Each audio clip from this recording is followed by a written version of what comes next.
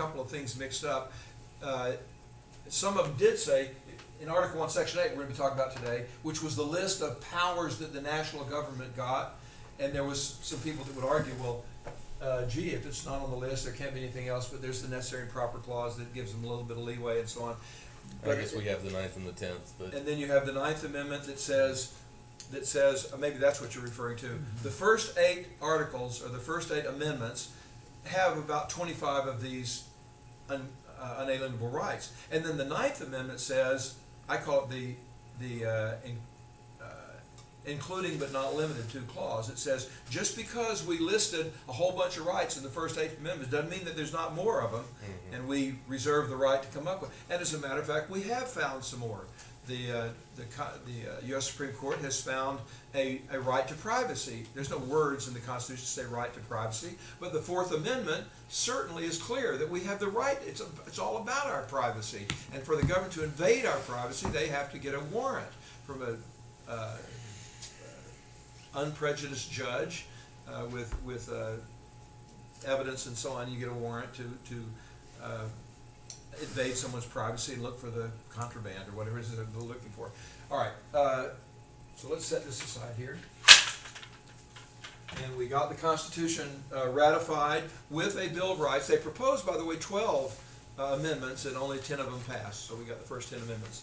Now we're talking about federalism. Federalism comes from a Latin word, fedus, which means to join together, to combine, and so on. Federalism, when the Confederates, yes. Not too far off before we get off track. One of those first 12 amendments was approved in 1987. Really, which one was it? I don't know, but it was a guy here in Texas. He said, that one never was approved. He said, I'm going to put my name on it, and he did, and they got it approved. They ratified it. I'd have to look at the the 1987. I forgot what amendment it was, but he got it in there. That'll be interesting to look at. Yeah, right. I can't remember what the other two were. But the Texan who did it, though. Was it? Good for us. Fetish just means to join together. When the Confederate States were going to break away from the Union, they couldn't call themselves the United States of America. That was already taken. So they called themselves the Confederate States of America. It means the same thing. States that have joined together. But so federate means joining together. Well, what's joining together? In this case, I'm going to erase this for a second and put it back up later, is federalism refers to the joining together of sovereign states and a sovereign national government. We have a dual, and so on our glossary here. Does everyone have a glossary? We don't. Are there some extra ones? You don't? well, here's an extra. Here, pass those down, please. State sovereignty. Before I do that, sovereign. You remember the first thing we talked about here was sovereign. What's a sovereign? The sovereign's the boss. There's nobody higher than sovereign. God is the sovereign, but God made us sovereigns when He made us free. When He gave us unalienable rights, He made us the people, the source of law in a free society. So if the sovereign is the highest thing and there's nothing above the sovereign, how can you have sovereign states and have a sovereign national government? If nothing is above a sovereign, how can the states be sovereign? Does anyone have a quick answer to that? Collectively. Pardon me? Collectively. Well, but the point is that how can they be the boss of something?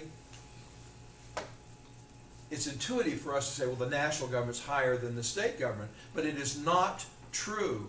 And the answer is that in our Constitution, the states, the national government is given power over certain specific areas, and they can make law in certain areas.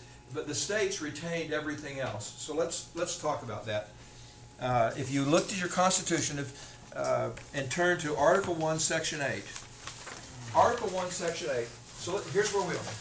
To begin with, we have 13 states, and they have 100% of the government power, because there is no national government, right? They've got 100% of the national government, and yet they realize we got to have a stronger national government. This Articles of Confederation had worked, so we come up with a U.S. Constitution. It gives us a stronger national government, and so they've got to give the national government some power, which they hadn't given it before, and they did so in Article 1, Section 8. Now, Article 1 says the legislative powers are all vested in a national legislature, the U.S. Congress. And then Article 1, Section 8 tells the areas in which they have power to make law. So these are the areas of law that the national government is given power by the states. They no longer have 100% because they're given the national government here in Article 1, Section 8, and we could read through them. Congress shall have power to lay and collect taxes. But taxes, remember, under the Articles of Confederation, they couldn't tax anyone. We had a war going with England, and they couldn't tax and come up with any money. And I should put that down there. They can taxes, but no federal income tax at that time. That wasn't until 130 years later or so. Borrow money on the credit to regulate commerce with foreign nations. So commerce with both foreign nations and interstate commerce.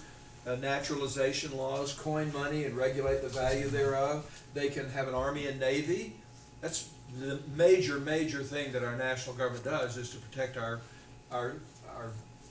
freedoms. So an army and navy, and now of course an air force and so on.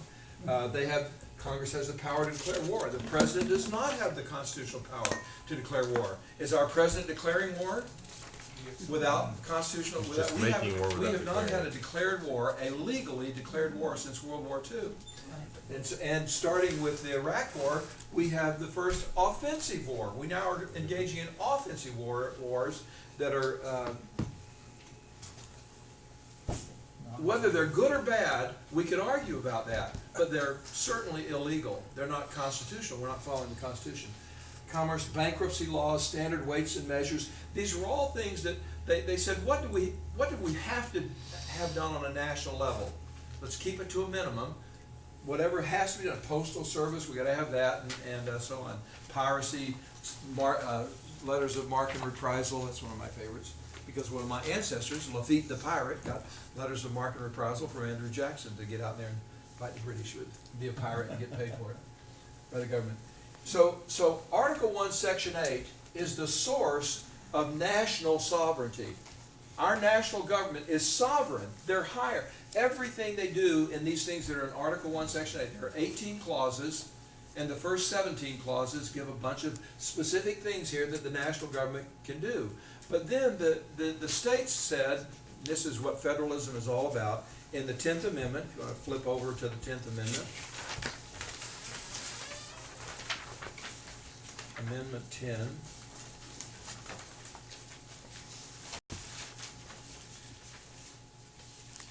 The powers not delegated to the United States by the Constitution, nor prohibited to it by the states, are reserved. Reserved, meaning they're retained, they're held back, they're kept. They're saying we had 100% of the power to begin with. We gave them some limited, specific powers over here in Article 1, Section 8. And if we didn't give it to them, then we're retaining it. They're reserved here. So let me ask you some of the areas. The question is, what areas then are the states sovereign over? They're above the national government. They're above anything on earth as far as Americans are concerned. They're sovereign. Is there anywhere in Article 1, Section 8, if you're looking at it, that says anything about education? No, there's not. The states are sovereign. They can make all laws and so on as far as education is concerned. About energy. Gee whiz, does the national government do anything about education now? Anyone ever heard of Goals 2000, No Child Left Behind, Common Core, the National Education Association, the Department of Education is one of our cabinet departments. Stop. They're all unconstitutional. Reagan, one of the things he said when he was running, he said, we need to get rid of the Federal Department of Education. It's unconstitutional. And so they got there in the a little bit bigger table than this, but it was the cabinet members, 15 cabinet members, 14 at the time, and Theodore Bell, I think, was his Secretary of Education, and everybody had a chair and a name place, but they had just accidentally left his out, and he quipped, he said, gee, I knew we were going to get rid of my department, but I didn't think we were going to do it this quickly. As it turned out, they didn't get rid of it. He couldn't talk Congress into getting rid of the department. So we still have a National Department of Education. And they But didn't it's- even put it to it's- a roll call vote either, though. I Pardon mean, me? they never put it to a vote. No, they never put it to a vote. They didn't feel never like they would had the bring it up. support. They wouldn't do it. So education is an area though that, according to our Constitution, our states are sovereign in those. What else? What are some other areas that are not in the, that are not over here? Employment, Marriage. How, okay, employment. Healthcare. Someone said marriage, and I'm EPA. just gonna put family law. All retirement. family law, marriage, divorce, adoptions, that's all done by the state legislature. What about criminal law? We don't wanna have a national police here in America. A Gestapo or an SS, whichever was the national police. I always get this mixed up. But all criminal law, murder, robbery, burglary, assault and battery, those are all, that's all done by state legislatures.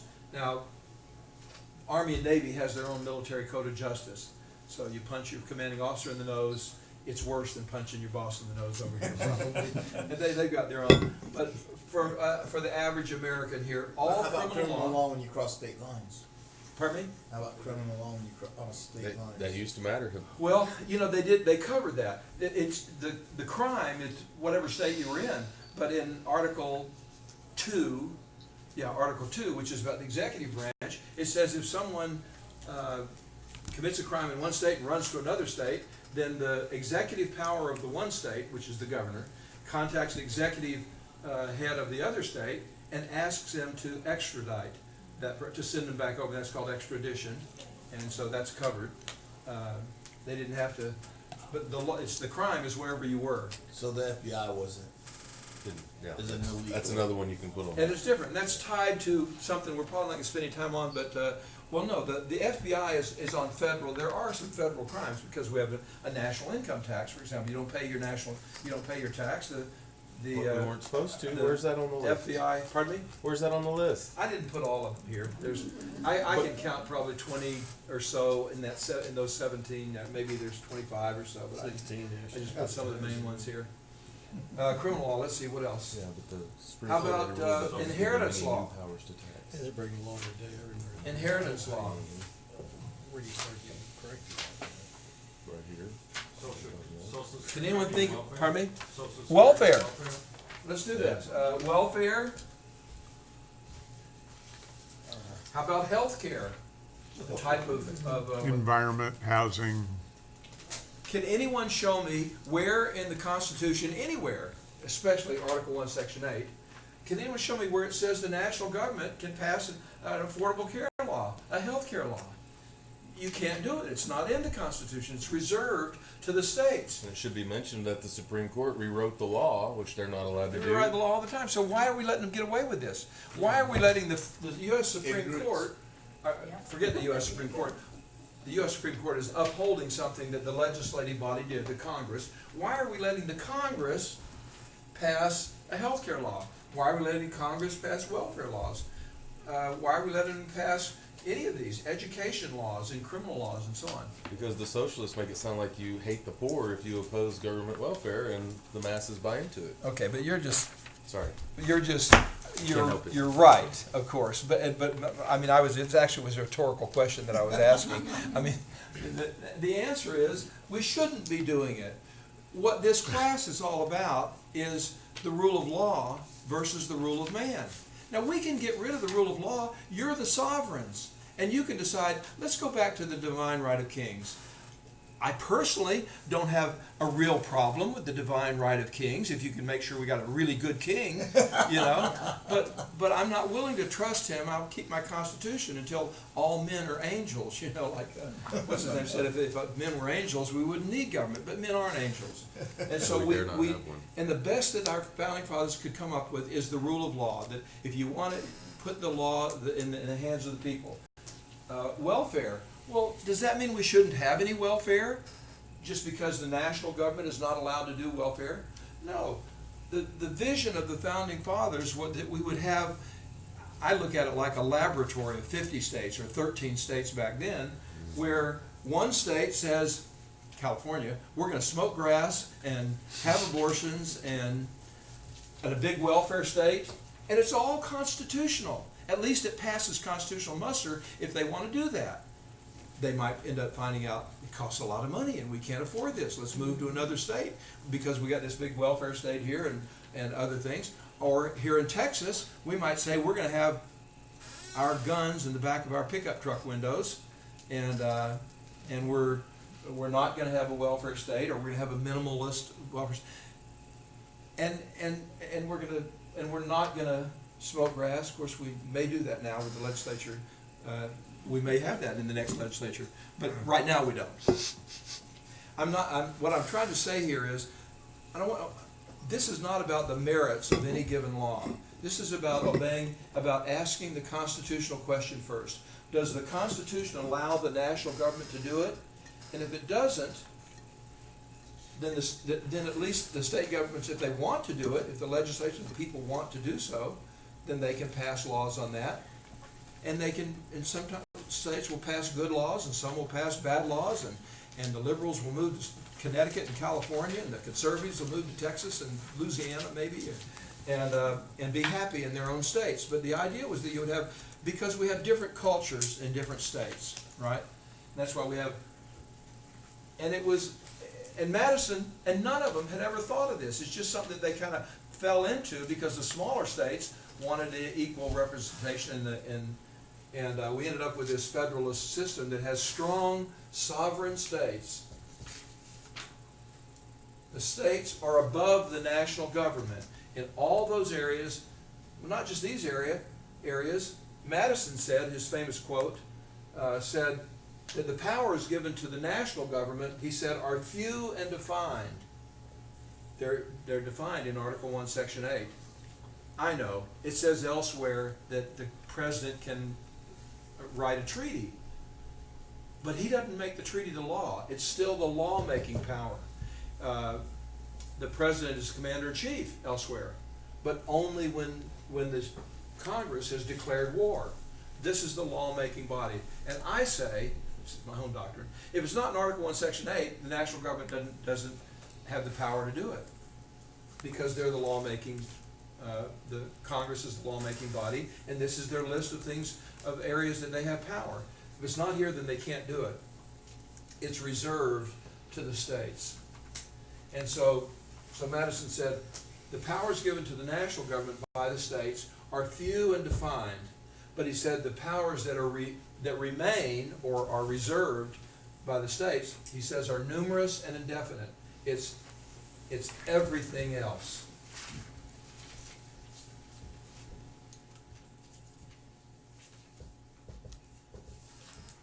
It's a great system. It's what made it's one of those things that made America great. You had different states with different strengths and weaknesses, and so on, and it kept the national government small. Someone asked one time, how did we ever, 1913 is when we passed our federal income tax here, and the question was, how did America become the greatest, the most powerful, the most prosperous nation in the world, arguably, certainly by World War I, without having a national income tax? Where did they come up with their money? Well, Article 1, Section 8, they did it two ways. Number one, Article 1, Section 8 says they can have excise taxes and impo, and so basically we had other governments. That's what smart governments do. You have other governments, other nations pay for your through Mexico commerce building the wall. Yeah. and so on. Pardon me? Like Mexico building the wall. Huh? That's another issue. That's another issue. But so that's one thing they did, is they had those kind of, and secondly, they obeyed the Constitution.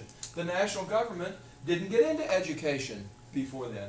They didn't get into welfare or health care. Someone mentioned Social Security here. I've been collecting Social Security now for a couple of years, and It's a great thing, isn't I it? put my money into it, and I'm not going to give it back. I'm going to collect it. And on Medicare, I got my 2 hips and my 2 knees. That, along with my private insurance, paid for everything. Right? I'm not going to say, well, but the truth is that constitutionally, the states have the power to do that. What about national parks? I love Yellowstone. I love Yosemite. I love. What about NASA? Well, wait a minute. Let me get to the parks and so on here. The Constitution doesn't allow the national government to own any land other than for 4 purposes. Sports. The other day, there was a thing on TV that pointed out that the federal government owns 82% of all the land west of the Mississippi. I was gonna say it's closer to 50%, but it's way high, yeah, starting, 50% on the at a certain point, the national government said, hey, before we let a state come in, they're gonna have to give us all of their excess lands and so on, so they own 69% of Utah, 76% of Nevada, I think it's something like 38% of California, 96% of Alaska, and that may put it close to it, because it's such a huge deal, and they got 96% of Alaska.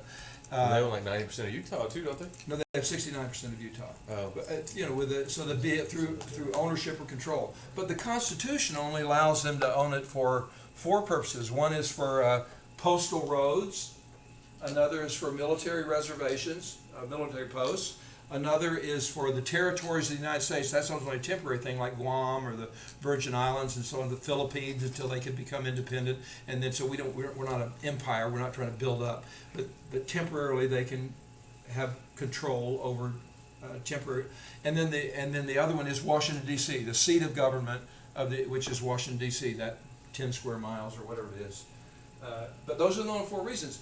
The reason was that our founding fathers said, we don't want to have a king's forest here. You ever read Robin Hood? And the king had, you know, and he was a tyrant because he could keep all the deer and so on. But more importantly than that, he could give out that land to the feudal lords and barons and so on and that was a feudal system, and it was a way of control. He could sell that stuff. He could borrow money against it and go do his wars and so on, rather than come to the people and have to answer to them through asking for taxes and so on. And so they said, we're not going to have a king's forest here in America. And yet we got a king's forest. We got half of America owned or controlled by the national government. And boy, could we spend some good time on things that are happening on that. Yes? How long after the Constitution do you see that this turning of power from we the people to the government started? Probably everybody in here might have a little bit different answers. My answer would be severalfold. Number one, probably from the very beginning. There's no question that men were all imperfect, and we're all going to push the envelope like we're little kids. Mommy says don't do it, but we do it anyway and just sneak out and we do what we can get away with and push the envelope and so on. And that was happening from the beginning.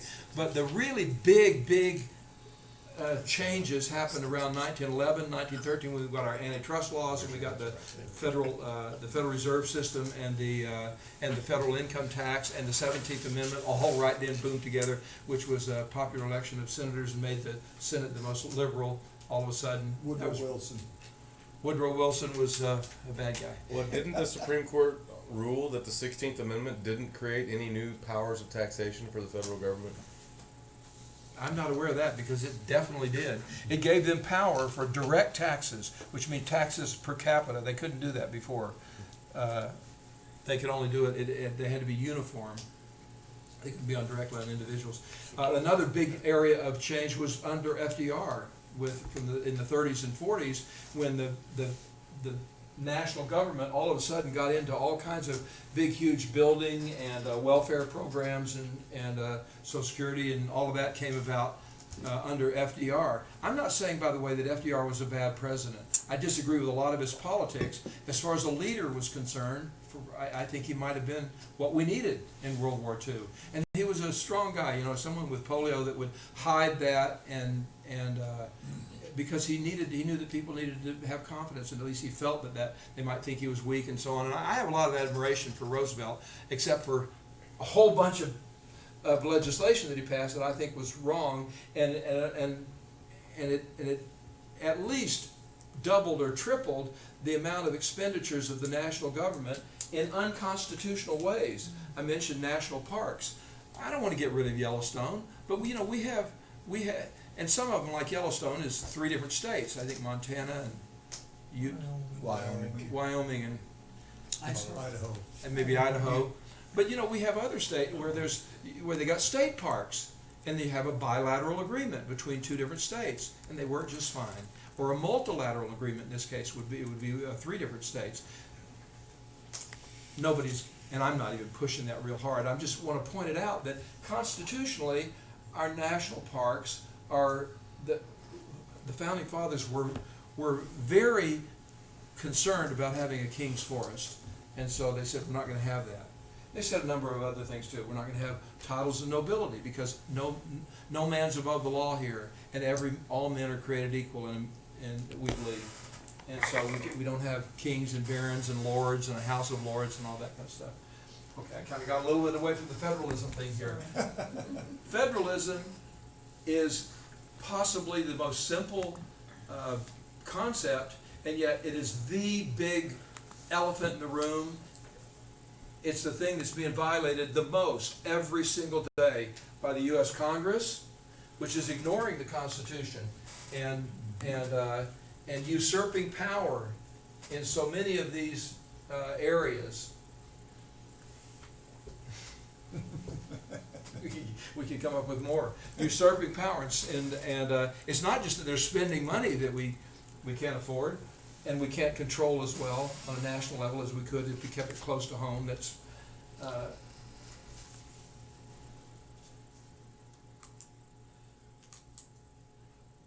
so what are we going to do? So what are we going to do? What are our choices here? Vote harder. Pardon me? Vote harder. Vote oftener. Vote more often. That's right. Vote harder. We've already been doing that. Raise the dead. We are losing our inspired Constitution, because we're allowing our national government to get away with violating it. You remember we said early on, George Washington said, "We the people are the last guardians of the Constitution." He said the principles are great. He could see it, at least in retrospect. But he said, these guys won't do it. The Congress, it gets in their way. It limits their power. This guy, the president, his 2.5 million bureaucracy, he won't do it because it gets in his way, limits his power. He's going to find a way around it. And these guys, they're politicians too in the U.S. Supreme Court. They won't. It gets in their way. They have a political agenda also. And so they legislate from the bench. He said, we the people are the last guardians of the Constitution. The question is, how can we stop them from doing it? Well, we can't stop them from doing it. Wait a minute. Well, go ahead. You go ahead, Bob. Well, I mean, we have to learn the Constitution, we have to know it, and then we have to act like it locally every opportunity we get, like at Commissioner's Court today, and What'd you do today? and school board. And of course, that's exactly right. But the first thing that I think most people would think is, whew, that's discouraging. If that's our only solution, how are you going to get everybody in America to understand the Constitution? bubbles up. Well, you're probably not this week going to get everybody to understand the Constitution. But the bottom line is, either we're going to come to understand the principles of our inspired Constitution, which are and define the rule of law, not just in America, but anywhere in the world, in the solar system of the galaxy. Those principles are the laws of nature, of nature's God, political laws of nature, that define the rule of law. And either we're going to learn it and we're going to implement it by making sure that our guys vote according to the Constitution, or we vote them out, or we're not going to do it. And they're going to continue to do what they darn well please, which is what they've been doing for at least 100 years now. I mean, that would be my gut feel. About 100 years ago. Professor Drexel. Yes, sir. So I remember in high school and in college, and even earlier, elementary school, junior high, we had to take government classes, right? Yes. Why isn't this taught more in our government classes in such a way that everybody understands what this should be about, and that way because ignorance is the reason they're getting away from this stuff. Your guess is as good as mine. I mean, it No, I is can taught. tell It you used to why. be taught I can more tell you why. in our civics classes. Because they say directly to teachers, we don't have time for social studies. Math is tested, reading is tested, and writing is tested, and that's what you will teach. And if Yeah, you but we have take a time, specific- read about history, if you have time. Well, no, but I know my daughter is in high school and she has a government class and a history class. But all the way up to that point, there's nothing, and then they give you this in one class.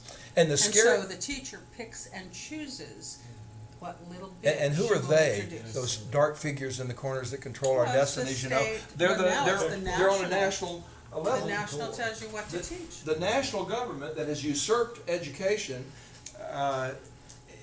and after a few generations now, it's not just the national government that are. It's the natural man that is going to use whatever powers they can